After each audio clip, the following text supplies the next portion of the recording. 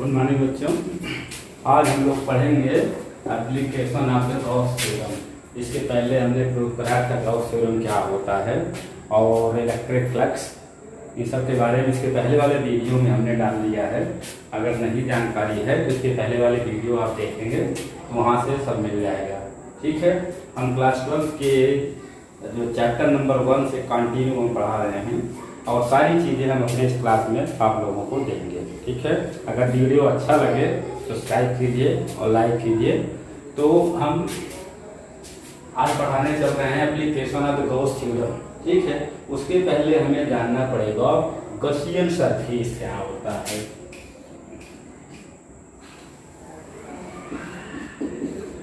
Gaussian surface, Gaussian surface किसी charge के around एक ऐसा क्लोज सरफेस होता है जो यूनिफॉर्म होता है और वह सरफेस उस पॉइंट से होकर के जाता है जिस पर हम उस चार्ज के कारण इलेक्ट्रिकल इंटेंसिटी फाइंड करना चाहते हैं।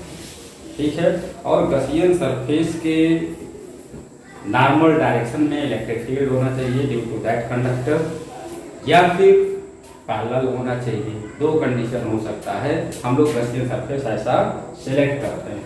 अब जैसे सपोज कर लो कि हमें जो है इलेक्ट्रिक फील्ड इंटेंसिटी फाइंड करनी है due to straight charge conductor of infinite length. जैसा कि तुम लोग देखे रहे होंगे कि इसके पहले हमने जो है electric field intensity due to charge conductor of finite length, infinite length, सारे डेरिवेशन हमने इसके पहले वाले वीडियो में किए हुए हैं, लेकिन उसमें गॉस थ्योरम का हेल्प नहीं लिया है।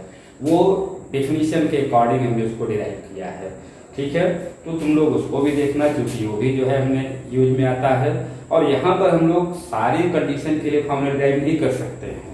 यहाँ पर केवल हम इनफाइनाइट लेंथ के चार्ज कंडक्टर के कारण ही इलेक्ट्रिक फील्ड इंटेंसिटी किसी पॉइंट पर क्या होगा ये फाइंड कर सकते हैं। ठीक है, तो हम सपोज कर लेते हैं कि यहाँ पर हमें फाइंड करना है क्या, electric field intensity, electric field intensity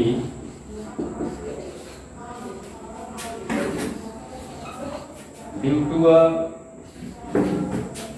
linear charge conductor, linear charge conductor of infinite length, infinite length.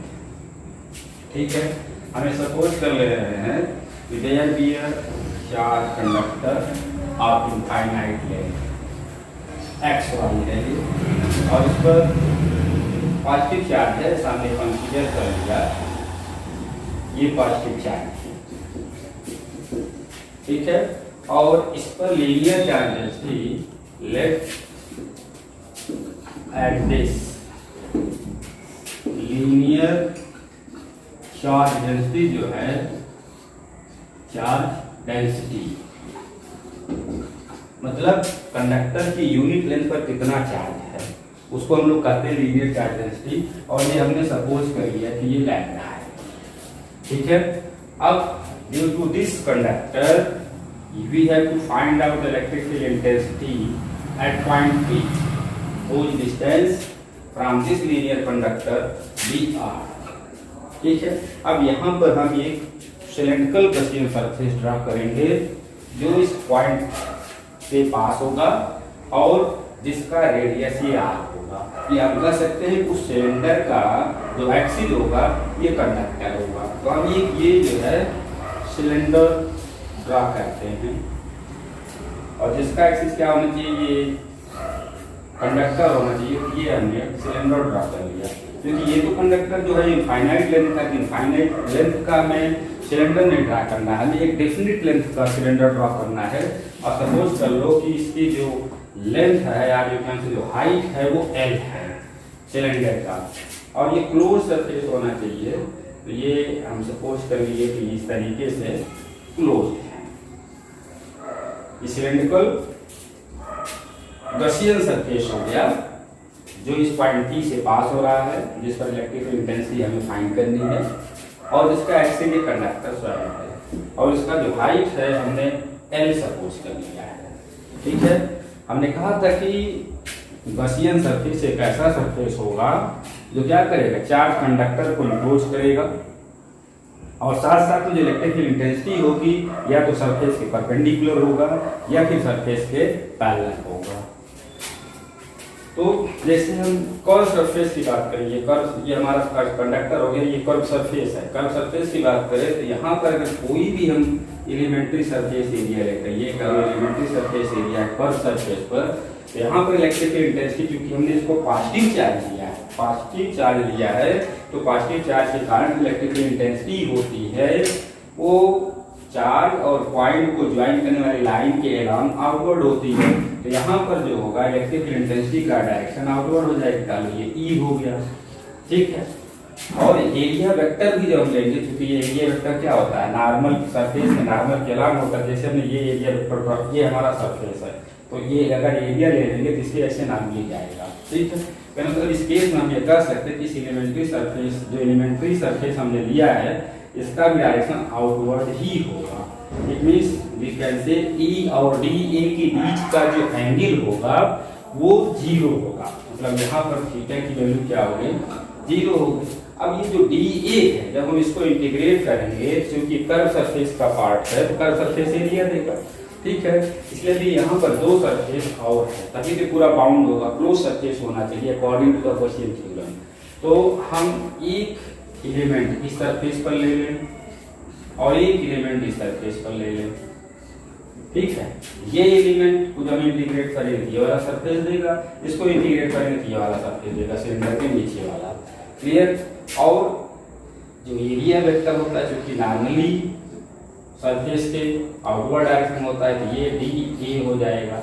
But electrical intensity at this point अगर हम लोग देखेंगे तो वो तो क्या होगा, कंडक्टर के नॉर्मली ऐसे इस तरीके से बाहर डायरेक्शन में ये ई हो जाएगा, ठीक है। इस केस में थीटा की वैल्यू जो होगी वो 90 डिग्री हो जाएगी। सिमिलरली यहाँ पर भी अगर हम देखें तो एरिया वेक्टर का डायरेक्शन परपेंडिकुलरली डाउनवर्ड डायरेक्शन में होगा, और जबकि इलेक्ट्रिकल इंटेंसिटी का डायरेक्शन इस तरीके से होगा, ठीक है। तो यहाँ पर भी हम देखें तो ई डी ए तो ये है ही है और ये ई है, इनके बीच का एंगल जो है वो 90 डिग्री है। अब क्योंकि ये हमारा क्लोज सरफेस जो है 3 तरीके के सरफेस में डिवाइड है, इसलिए हम सपोज कर लेते हैं कि ये जो कर्व सरफेस है उसको हम S1 कह देते हैं, और जो ऊपर वाला जो सर्कुलर सरफेस मिलेगा सर्किल टाइप का उसको हम कह देते हैं S2 है, और नीचे वाला जो सर्कुलर सरफेस है उसको हम कह देते हैं S3, ठीक है।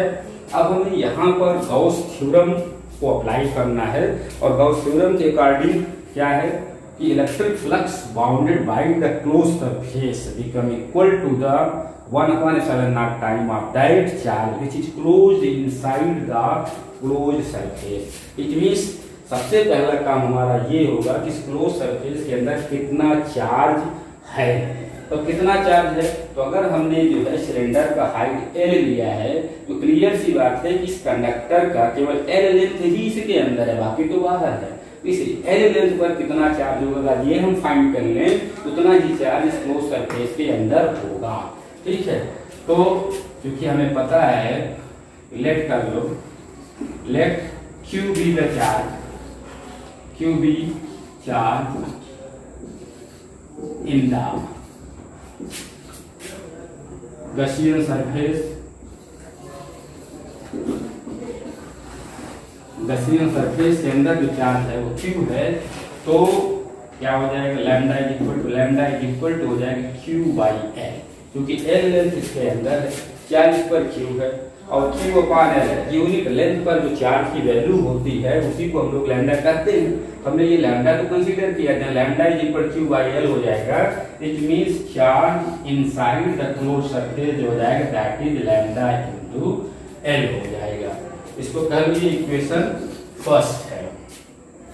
अब इसके बाद हम गॉस थ्योरम अप्लाई करने चल रहे हैं, और साथ साथ हम डेफिनेशन भी यूज करेंगे, क्योंकि हमें पता है फाई इज इक्वल टू क्या होता है, closed surface integration of E dot D A, ये होता है। और according to Gauss theorem phi is equal to ही होता है 1/ε0 into Q, vacuum be the charge inside the closed surface. It means you can say that closed surface integration of E dot dA जो होगा वो Q upon epsilon not के equal हो जाएगा, ठीक है। और इक्वेशन फर्स्ट से हम Q की वैल्यू पुट कर दें by putting the value of Q from equation first. जब इक्वेशन फर्स्ट से हम वैल्यू पुट कर देंगे तो ये क्या हो जाएगा, close surface integration of E dot D is equal to हो जाएगा lambda L by epsilon not.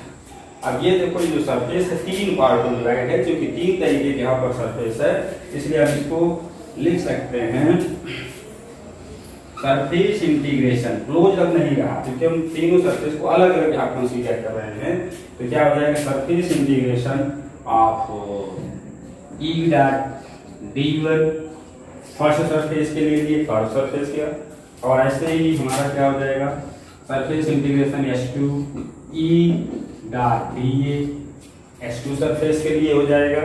Similarly surface integration S3 का हो जाएगा E डॉट DA, और ये हमारा इक्वल टू है lambda L by epsilon naught, ठीक।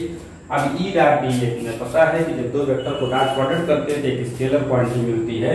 यहाँ पर E डॉट डी इक्वल क्या हो जाएगा, ए बी कॉस थीटा होता है। A dot D equal to A B cos theta होता है।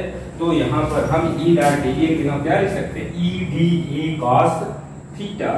यहाँ पर हो जाएगा S1 E D A cos theta but S1 surface पर थीटा की वैल्यू अगर देखें तो ये 0 है, ये हो जाएगा cos 0, और इन दोनों सरफेस के लिए थीटा की वैल्यू 90 डिग्री है। यहाँ पर जब हम ब्रेक करेंगे S1 का है, S2 जो फाइंड करेंगे E डी ए cos 90, ऐसे ही प्लस करेंगे S3 सरफेस के लिए, ये हो जाएगा E डी ए cos 90, और ये इक्वल टू हो जाएगा lambda L upon epsilon not. और तुम्हें पता है कि cos 90 की वैल्यू 0 होती है, इसलिए ये पार्ट भी 0 हो जाएगा, ये पार्ट भी 0, ये और ये दोनों 0 हो जाएंगे। तो हमारे पास केवल बचेगा क्या, S1 और E जो भी होगा कांस्टेंट होगा, E D A plus 0 is equal to lambda L by epsilon naught, ठीक है।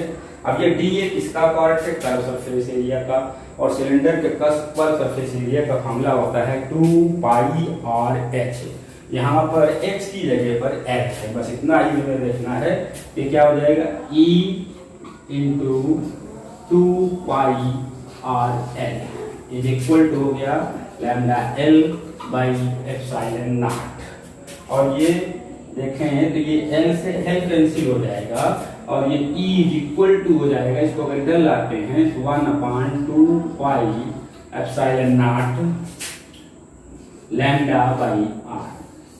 ये electric field intensity due to charge conductor, linear charge conductor of infinite length हो जाएगा, E is equal to 1/2 pi epsilon naught lambda by r।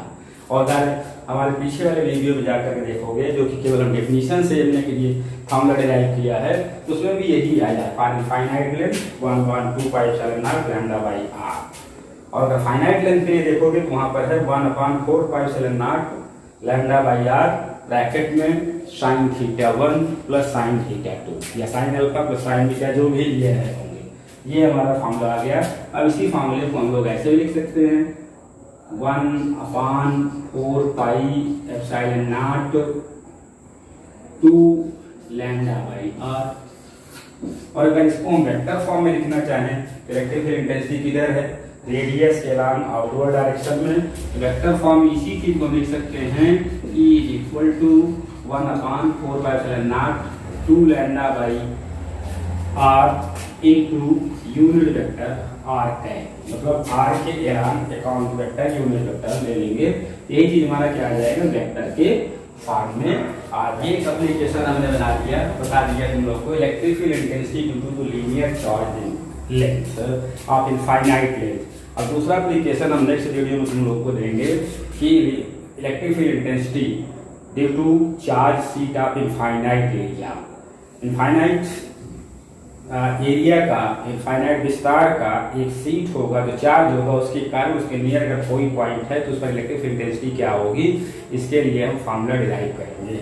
और फिर हम लोग formula derive करेंगे या कह सकते हो कि कूलॉम्स लॉ का डेरिवेशन भी करेंगे। इलेक्ट्रिक फील्ड इंटेंसिटी कोई अगर हमारा हालो स्फीयर है, स्फेरिकल सेल है, चार्ज है, बट उसके अंदर स्फेरिकल सेल के अंदर किसी पॉइंट पर इंटेंसिटी क्या होगी, इसके लिए भी फार्मूला नेक्स्ट वीडियो में हम लोग देखेंगे।